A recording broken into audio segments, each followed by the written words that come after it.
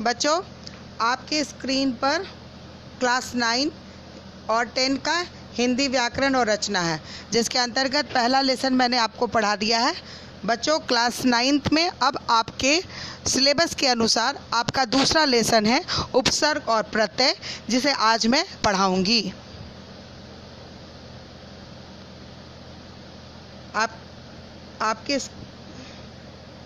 आपके स्क्रीन पर उपसर्ग और प्रत्यय नज़र आ रहा है।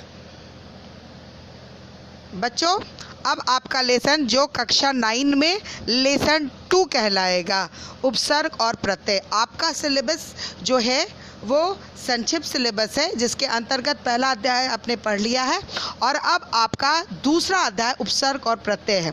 आपको बगल में 6 नज़र आ रहा होगा, ये पाठ्य पुस्तक का 6 नंबर है, लेकिन आपके पाठ्यक्रम के अनुसार उपसर्ग और प्रत्यय आपका लेसन 2 कहलाएगा। आइए बच्चों, अब मैं आपको उपसर्ग के बारे में बताती हूँ। जो शब्दांश शब्द के पूर्व में जुड़कर उसके अर्थ में विशेषता उत्पन्न करता है या उसके अर्थ को बदल देता है, वे उपसर्ग कहलाते हैं। जैसे जय शब्द का अर्थ है जीत, परंतु यदि उसमें परा उपसर्ग जोड़ दे तो पराजय का अर्थ होता है हार, जो मूल शब्द जय के अर्थ से सर्वदा विपरीत है। इसी प्रकार बल शब्द के पहले प्र लगा दे तो प्रबल शब्द का अर्थ होता है बलवान। यदि प्र की जगह निर उपसर्ग लगा दिया जाए तो वो हो जाता है निर्बल, यानी कि बल रहित। इसमें सभी अर्थ में अंतर आ जाता है। उपसर्ग के प्रकार आपकी स्क्रीन पर नज़र आ रहा है। बच्चों, उपसर्ग के 3 प्रकार होते हैं: संस्कृत के उपसर्ग, हिंदी के उपसर्ग और उर्दू के उपसर्ग। संस्कृत के उपसर्ग वो होते हैं बच्चों जो संस्कृत की भाषा से ज्यों के त्यों हिंदी की भाषा में आते हैं, उसमें कोई परिवर्तन नहीं होता है। आपकी स्क्रीन पर उपसर्ग और उसके अर्थ और उससे बने हुए शब्द नज़र आ रहे हैं, जिसे आप उदाहरण सहित अपने कॉपी में उतारेंगे।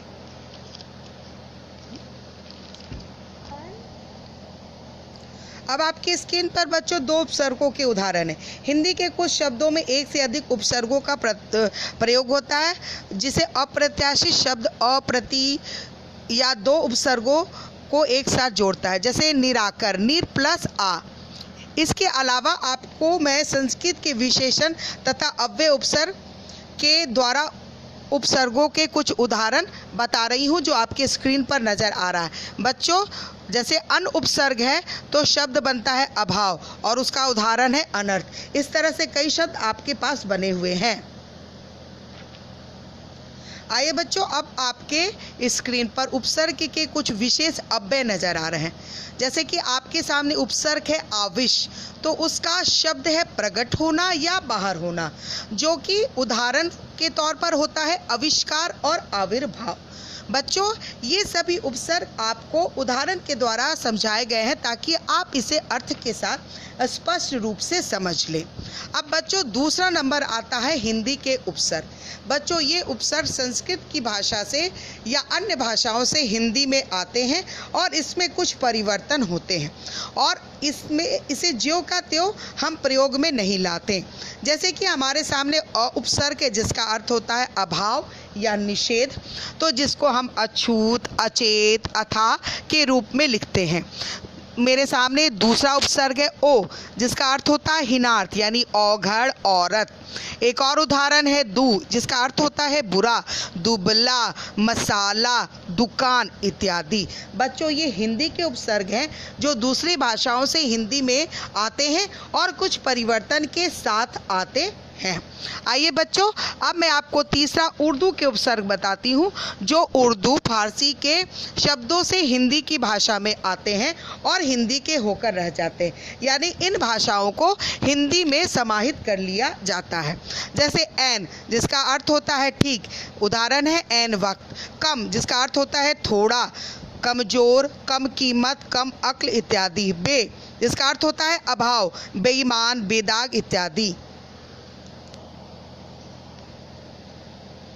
बच्चों, उर्दू के और बहुत सारे उपसर्गों के उदाहरण आपको अपने स्क्रीन पर नज़र आ रहे होंगे। उसमें आप कुछ प्रमुख उपसर्गों को उदाहरण के साथ उतार लेंगे। आइए बच्चों, अब मैं आपको प्रत्यय के बारे में बताती हूँ। जो शब्दांत शब्द के अंत में जुड़ के उसके अर्थ को बदल देते हैं वो प्रत्यय कहलाते हैं, जैसे बुढ़ापा, लड़कपन इत्यादि। बच्चों, प्रत्यय दो प्रकार के होते हैं, कृत प्रत्यय और तद्धित प्रत्यय। आइए बच्चों, मैं आपको कृत प्रत्यय के बारे में बताती हूँ। वो प्रत्यय जो क्रिया धातु के रूप में लगते हैं और संज्ञा आदि शब्द से बनते हैं उसे कृत प्रत्यय कहते हैं, जैसे पाठक इत्यादि। कृत प्रत्यय को कई वर्गों में बांटा गया है। क्रिया करने वाला, क्रिया का जिस पर कर्म पड़ता है, क्रिया की प्रक्रिया या उसका जो उस पर परिणाम होता है, क्रिया करने का साधन क्या है, क्रिया करने या होने का स्थान क्या है और क्रिया किस तरह से हो रही है। आपके सामने क्रिया करने वाला है तो उसे कृतवाचक संज्ञा कहते हैं और ये संस्कृत और हिंदी के प्रत्यय के साथ है, जिसका उदाहरण आपको स्पष्ट आपके स्क्रीन पर नजर आ रहा है। अब बच्चों, आपके सामने क्रिया का कर्म जो हिंदी प्रत्ययों नी, चटनी, ओढ़नी इत्यादि से बनता है। क्रिया की प्रक्रिया या परिणाम जो भाववाचक संज्ञा बनाती है, जैसे उड़ान, मिलान इत्यादि। क्रिया करने का साधन यानी कि श्रवण करना, हिंदी के प्रत्ययों में होता है मथानी, चौकनी इत्यादि। क्रिया करने का स्थान यानी कि संस्कृत के शब्दों में आ, जिसका अर्थ होता है संज्ञा, हिंदी में होता अंक यानी बैठक। छठा है बच्चों, क्रिया के योग होने या क्रिया करने के योग, जैसे कि अन्नीय यानी गोपनीय, य यानी देय, व यानी कर्तव्य। अब बच्चों, मैं आपको प्रत्यय के दूसरे रूप तद्धित प्रत्यय के बारे में बताती हूँ। जो प्रत्यय क्रिया के धातु रूप को छोड़कर अन्य शब्दों जैसे संज्ञा, सर्वनाम, विशेषण आदि के साथ लगाकर नए शब्द बनाता है उसे तद्धित प्रत्यय कहते हैं। जैसे पंजाब में अगर ई लग गया तो पंजाबी हो जाता है। अब मैं आपको बताती हूँ संज्ञा से संज्ञा, जिसमें लघुवाचक आपके सामने नजर आ रहा है। जैसे इया से बनती है डिबिया, ई से बनती है घंटी, री से बनती है मुखड़ा।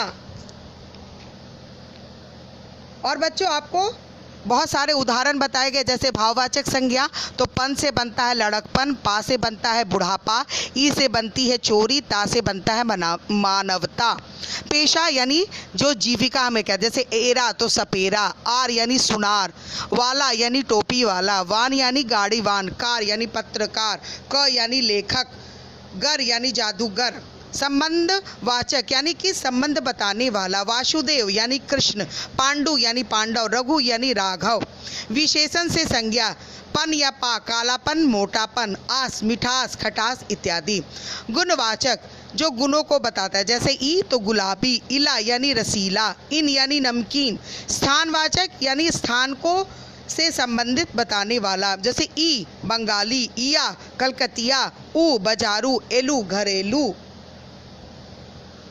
और बच्चों, आखिरी में आपके पास निजता नातक बोधक यानी कि जो रिश्तों को बताता है, जैसे एरा, चचेरा, ममेरा इत्यादि। संबंध वाचक जो संबंधों को बताता है, जैसे इक, धार्मिक इत्यादि।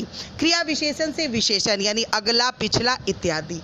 आशा है बच्चों आपने उपसर्ग और प्रत्यय को अच्छी तरह से समझ लिया होगा और आगामी कक्षा में मैं इसके प्रश्नों के उत्तर आपको बताऊंगी।